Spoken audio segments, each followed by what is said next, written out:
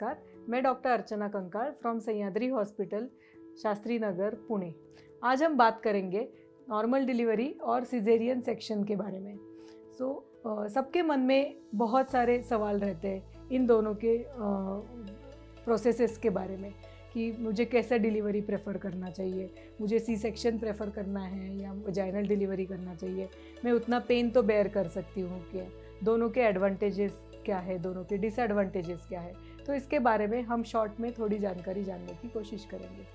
मेरे ओपिनियन में natural birth is the best way to have your child, क्योंकि ये नेचर्स क्रिएटेड मेथड है। उसमें बर्थ पैसेज अपने आप डायलेट हो जाता है और बेबी अगर करेक्ट पोजीशन में रहेगा तो मदर के कॉन्ट्रैक्शन के through baby is slowly expelled out of the uterine cavity through the vagina into the world. So there is no other wonder than this, that is what I believe.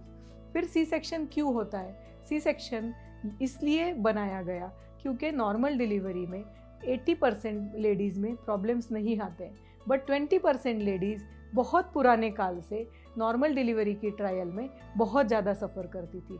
Obstructed labour होता था, labour properly progress नहीं होता था, या इस हद तक अटक जाता था लेबर कि मदर और बेबी दोनों की हेल्थ के लिए जानलेवा हो सकता था।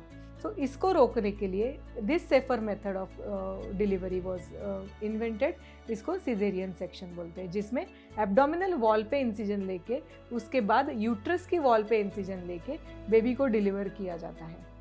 अब इन दोनों में डिफरेंस तो आपको पता चला कि एक में थ्रू द वेजाइना होता है जहाँ थोड़ा छोटा कट आता है, बट वो कट होता है ओनली ऑन द स्किन, और सिजेरियन सेक्शन में एब्डोमिनल वॉल और यूट्रस के वॉल पे भी कट होता है। इसलिए इन दोनों के बिहेवियर में थोड़ा डिफरेंस है।